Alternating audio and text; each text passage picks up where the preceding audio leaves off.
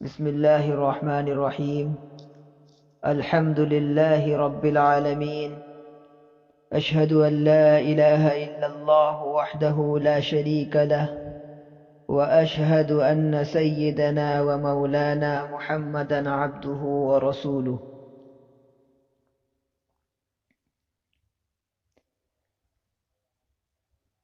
رب اشرح لي صدري ويسر لي أمري واحلل عقدة من لساني يفقه قولي.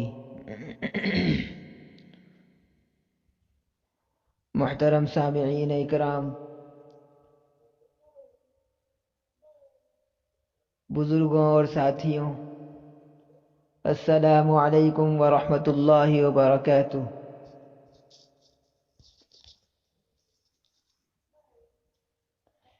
ربیع الاول کا مبارک مہینہ چل رہا ہے۔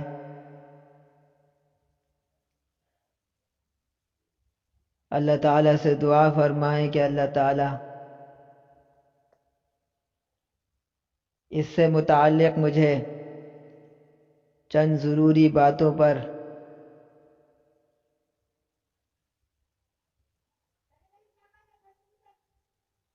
بات کرنی ہے، صحیح انداز میں صحیح بات پیش کرنے کی مجھے توفیق عطا کرے اور ہم سب کو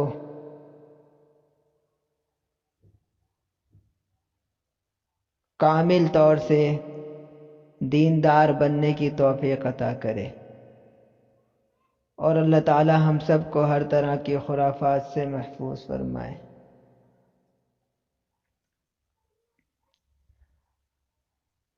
عام لوگوں میں ربیع الاول کے مہینے سے متعلق، خاص طور سے 12 ربیع الاول سے متعلق ایک عجیب سی تشویش پائی جاتی ہے، اور اس کی وجہ یہ ہے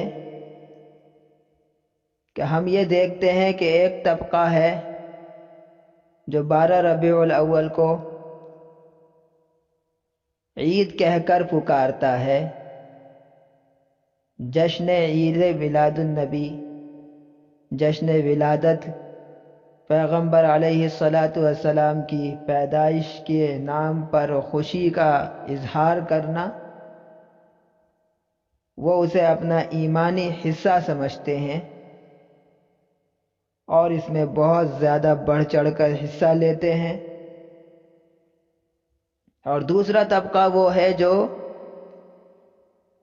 جشن منانے کو، جلوس کو اور اس طرح کی دیگر چیزیں جو بھی اس دن کی جاتی ہیں، چراغاں وغیرہ، روشنی وغیرہ کرنے کو غلط کہتا ہے۔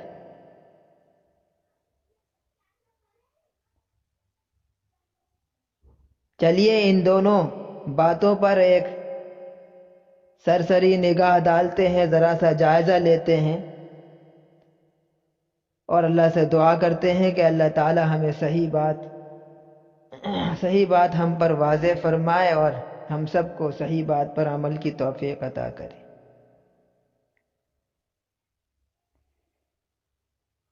پہلی بات تو یہ، کیا ربیع الاول کا مہینہ مبارک نہیں ہے؟ تو پیغمبر علیہ الصلاۃ والسلام کی باعظمت، بابرکت ذات اقدس کی پیدائش کی وجہ سے بے شک اس مہینے کو بہت برکات ملی ہیں، اہمیت ملی ہے، اعزاز ملا ہے، اس کی عزت اور عظمت میں کوئی شبہ نہیں ہے۔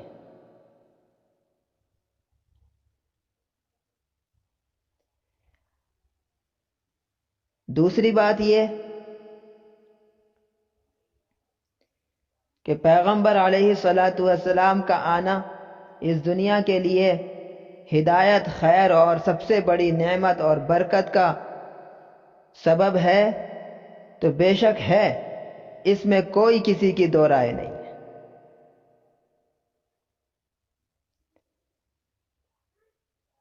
کہ آپ کی ذات اقدس اس دنیا میں نہ آتی تو اس دنیا پہ جس طرح کی ظلمت چھائی ہوئی تھی، اس میں ہلاکت یقینی تھی، اور کوئی شخص بھی ہدایت کو نہیں پہنچ پاتا۔ انسانیت کو باری تعالیٰ کی طرف سے جو پیغامات ملنے تھے وہ کبھی نہ مل سکتے تھے، اور جو خیر اور جو برکتیں اور جو نعمتیں آپ کی ذات اقدس کے آنے کی وجہ سے ملی ہیں وہ انسانیت کو کبھی نہ مل سکتی تھی، اور انسانیت ان سے ہمیشہ محروم رہتی۔ آپ کی ذات سراپا خیر ہے، سراپا رحمت ہے، آپ رحمت للعالمین بن کر آئے۔ جس دن میں آئے وہ دن تمام دنوں سے بہتر اور افضل ہے، جس مہینے میں آئے وہ مہینہ بے شک افضل ہے۔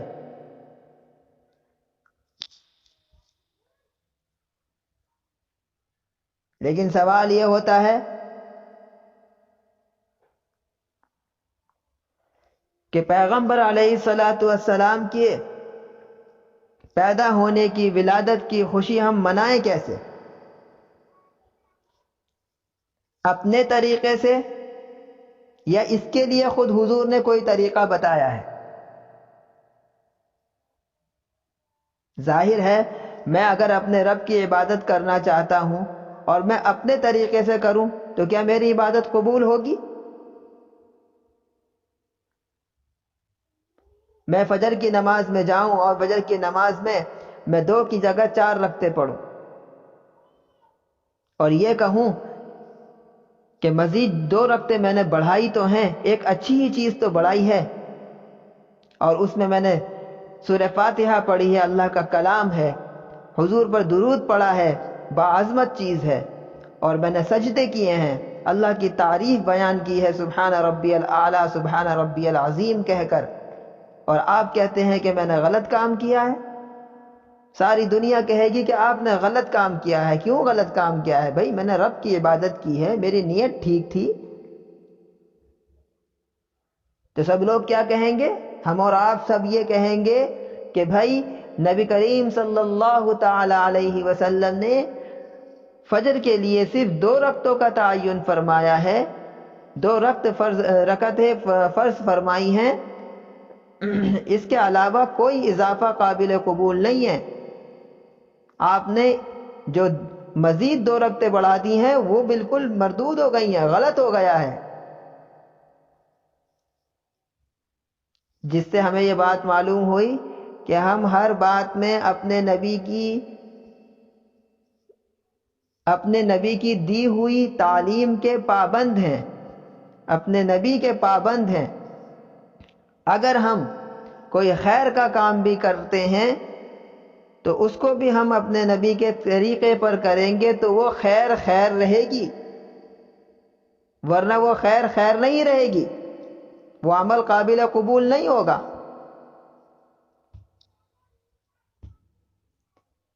اس بات کو ایک مثال سے سمجھیں۔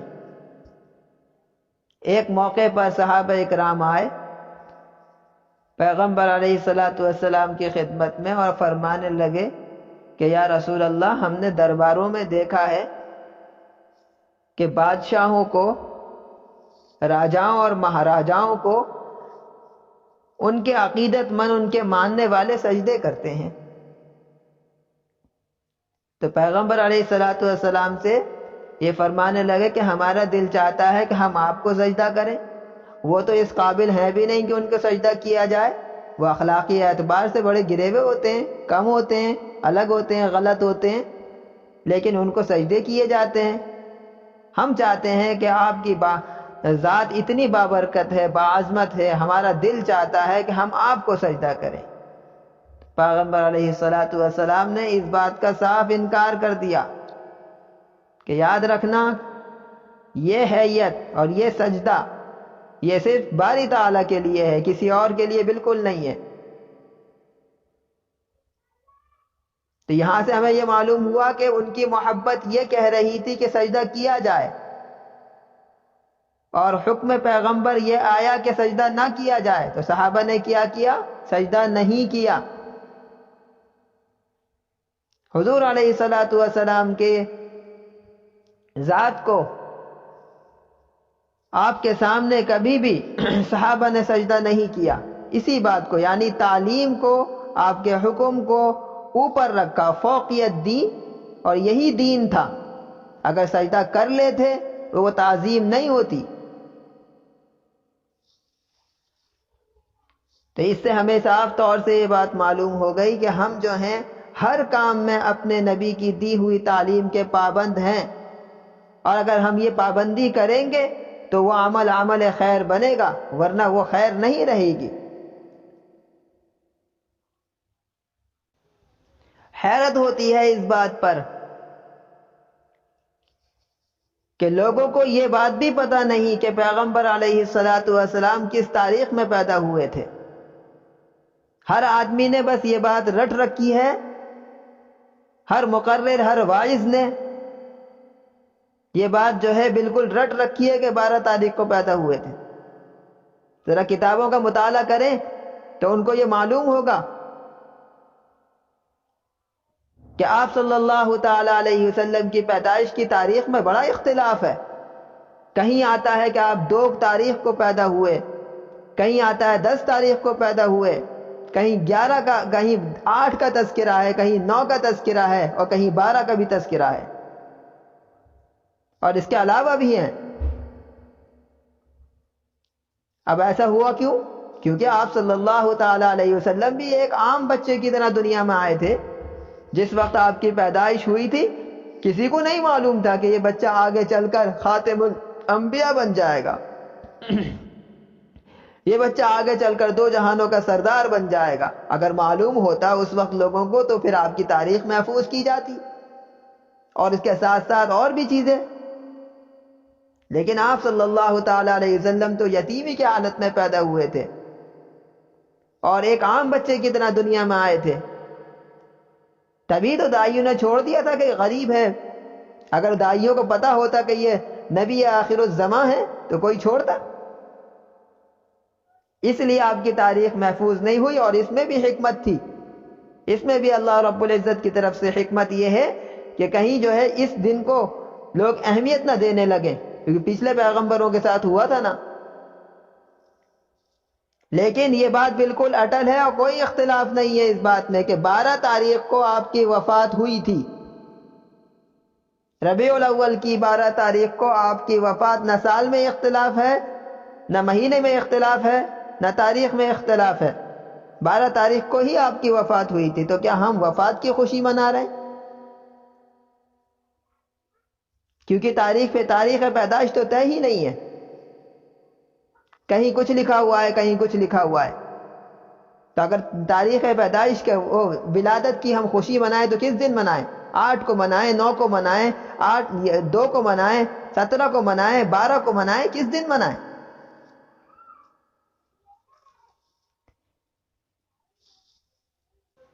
اور دوسری بات یہ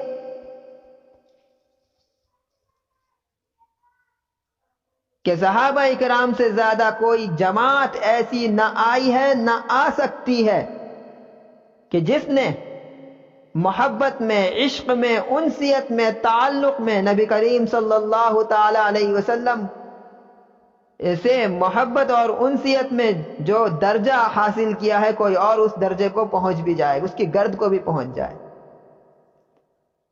تو صحابہ اکرام نے تو آپ کی پوری زندگی آپ کے ساتھ رہ کر بھی، آپ کے بعد بھی کبھی کوئی جشن نہیں منایا، کبھی کوئی جلوس نہیں نکالا، کبھی کوئی تعزیہ نہیں بنایا، کبھی کوئی گنبد خضرا جیسی چیزوں کی، کعبے کی وغیرہ، مسجد نبوی کوئی شبیہ نہیں بنائی،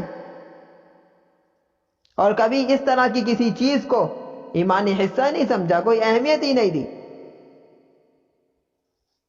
اور ہم اس چیز کو اتنا زیادہ اہم بنا چکے ہیں، اس کو اتنا بولا جاتا ہے، اس پر اتنا زور دیا جاتا ہے، اتنا زیادہ اس کو اس انداز سے پیش کیا جاتا ہے کہ گویا ایک کفر اور ایمان کی درمیانی چیز ہے۔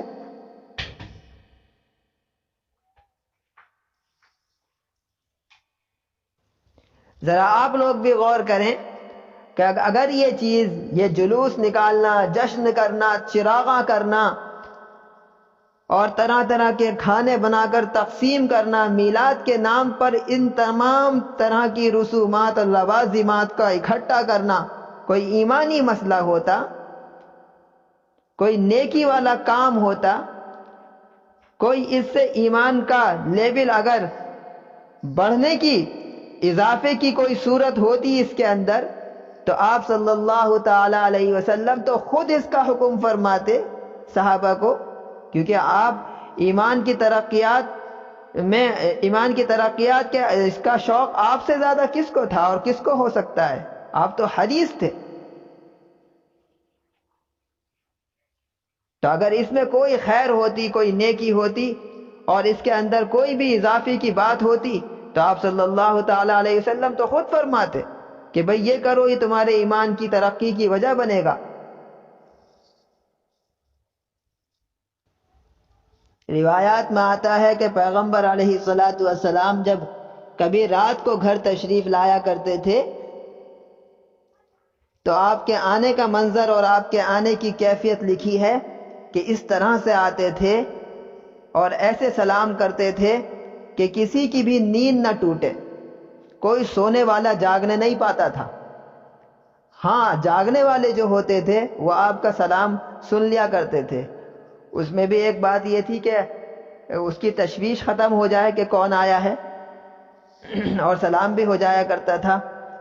تو آپ تو اپنے آنے جانے اور تہجد کے اٹھنے میں اس بات کا خیال رکھیں کہ کسی کی نیند خراب نہ ہو، اور ہم لوگ آپ کے نام پر، آپ کے عشق کے نام پر، آپ کے میلاد کے نام پر روڈ بلاک کر دیں، ڈی جے بجائیں، روڈوں پہ ہنگامے کریں، فرض نمازیں چھوڑ دیں اور ایک افراتفری کا ماحول کریں۔ عورتیں اور بچے جا کر تو بالکل وہاں پر تہس نہس کر دیتے ہیں ساری شرم و حیا۔ کیا یہ عشق نبی کہا جائے گا اسے؟ یہی تعلیم تھی آپ صلی اللہ تعالی علیہ وسلم کی، ہمیں سوچنا چاہیے، خیال کرنا چاہیے۔ دوسری بات ایک اور،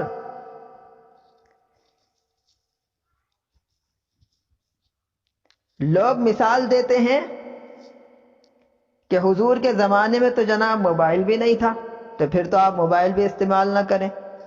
حضور کے زمانے میں تو جناب روڈ بھی نہیں تھی، لائٹ بھی نہیں تھی، بجلی بھی نہیں تھی، یہ بھی نہیں تھا، وہ بھی نہیں تھا۔ تو محترم بزرگوں، دوستو، یہ دھوکہ ہے۔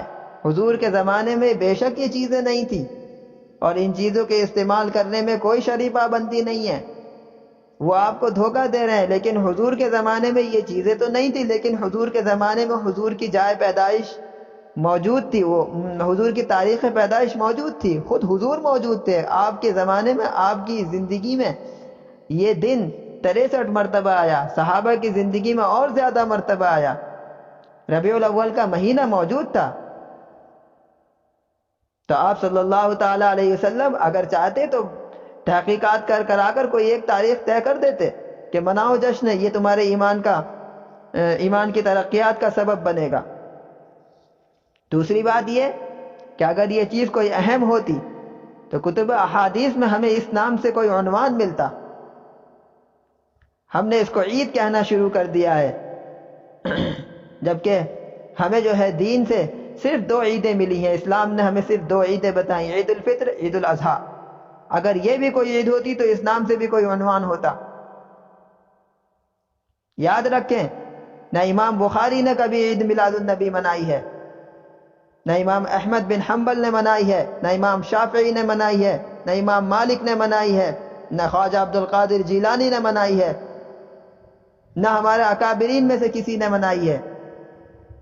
یہ جو طریقہ لوگوں نے ایجاد کر دیا ہے یہ غلط ہے، یہ تعلیم نبی کے خلاف ہے۔ کہ آپ کو وہ زمانہ یاد نہیں ہے، وہ واقعہ یاد نہیں ہے کہ جب ابو لہب کے سامنے حضور علیہ السلام کی پیدائش کا تذکرہ ہوتا ہے تو وہ اتنا خوش ہوتا ہے کہ بتانے والی جو باندی ہیں، بھتیجے کی خوشی میں وہ اس باندی کو آزاد کر دیتا ہے۔ حضور علیہ السلام کی ذات سے اس کو کوئی اختلاف نہیں تھا، بڑی محبت تھی، لیکن آپ صلی اللہ تعالی علیہ وسلم کو جب پیغمبر بنایا گیا اور آپ نے جو ہے لوگوں کو جمع کیا اور آپ نے فرمایا لَقَدْ لَبِثْتُ فِيكُمْ عُمْرًا هَلْ وَجَدْتُمُونِي صَادِقًا أَمْ كَاذِبًا، کہ لوگوں یہ بتاؤ میں نے تم میں عمر کا ایک لمبا حصہ گزارا ہے، تم نے مجھے کیسا پایا؟ تو تمام لوگ جو جمع تھے وہ کہنے لگے جربناک غیر مرہ ما وجدناک الا صدقا، کہ ہم نے آپ کو بار بار آزمایا ہے اور ہم نے آپ کو سچا ہی پایا ہے۔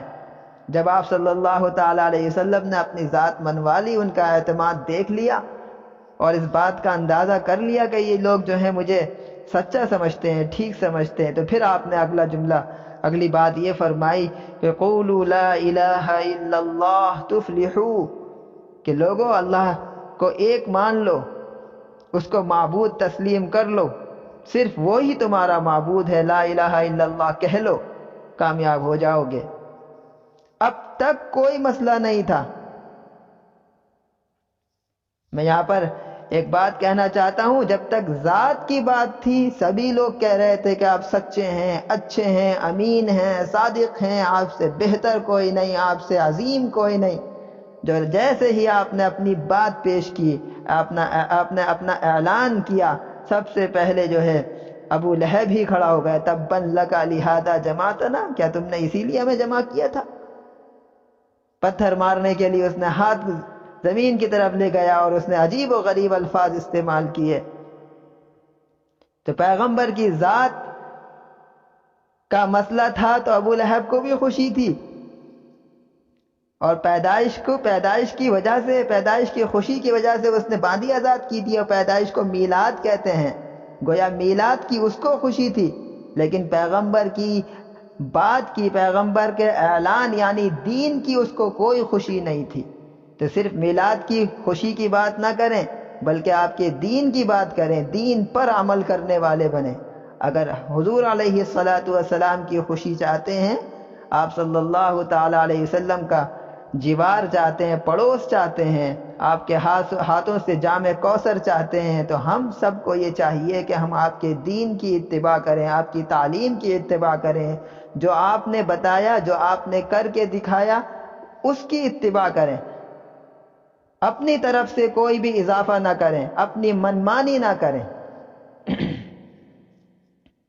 حضرت خدیجہ رضی اللہ تعالی عنہا کی وہ حدیث یاد کریں کہ جب آپ صلی اللہ تعالی علیہ وسلم پر وحی کا نزول ہوا پہلی مرتبہ، تو حضور پر ایک عجیب ڈر اور خوف کی کیفیت تھی، تو اماں خدیجہ رضی اللہ تعالی عنہا آپ کو تسلی دیتی ہیں اور فرماتی ہیں کہ نہیں نہیں، آپ پریشان نہ ہوں، اللہ آپ کو ہلاک نہیں کرے گا، آپ تو غریبوں کی مدد کرتے ہیں، کمزوروں کا سہارا بنتے ہیں، آپ بے کسوں بے بسوں مجبوروں کے لیے کھڑے ہو جاتے ہیں، جو کما نہیں سکتے آپ ان کو کما کر کھلاتے ہیں، پلاتے ہیں، آپ تو مہمان نوازی کرنے والے آدمی ہیں، اللہ ایسے نیک شخص کو ہلاک نہیں کرے گا، برباد نہیں کرے گا، آپ پریشان نہ ہوں۔ تو یہ اخلاق ہمارے اندر آنے چاہیے۔ محترم بزرگوں، دوستو، آخر میں آپ سے یہی درخواست کرنی ہے کہ یہ لاک ڈاؤن کا زمانہ بہت سخت اذیت ناک گزرا ہے، بہت سارے لوگ بہت زیادہ بدحالی کا شکار ہو گئے ہیں۔ اگر ہم اپنے نبی صلی اللہ تعالی علیہ وسلم کو خوش کرنا چاہتے ہیں، آخرت میں کوئی درجہ چاہتے ہیں، تو یہ بہت اچھا موقع ہے۔ ان پریشان حال لوگوں کی مدد کریں، ان کے گھروں میں کوئی انتظام کریں۔ ہر آدمی ہاتھ پھیلانا نہیں چاہتا ہے، اور ہر آدمی جو ہے وہ کسی سے مدد کے لیے اپنی زبان سے کہنا نہیں چاہتا ہے۔ لوگوں کو خود تلاش کریں، خود ان تک یہ چیزیں جو بھی آپ کو میسر ہے وہ پہنچانے کی، جس قدر میسر ہے اپنی استطاعت کی بقدر لوگوں کی مدد کرنے کی کوشش کریں۔ تو اس سے جو ہے قوی، بلکہ اس پر یقین ہے کہ یہ چیز جو ہے ہمیں ضرور بالضرور اللہ رب العزت کی خوشنودی حاصل کرا دے گی۔ اللہ تعالیٰ سے دعا فرمائے کہ اللہ تعالیٰ ہر طرح کے خرافات سے ہم کو اور تمام امت کو بچنے کی توفیق عطا فرمائے، اور اپنے خاص بندوں میں ہمیں شامل فرمائے، اپنے حبیب صلی اللہ تعالی علیہ وسلم کے ساتھ جنت میں جانا اور رہنا نصیب فرمائے۔ وآخر دعوانا الحمد للہ رب العالمین۔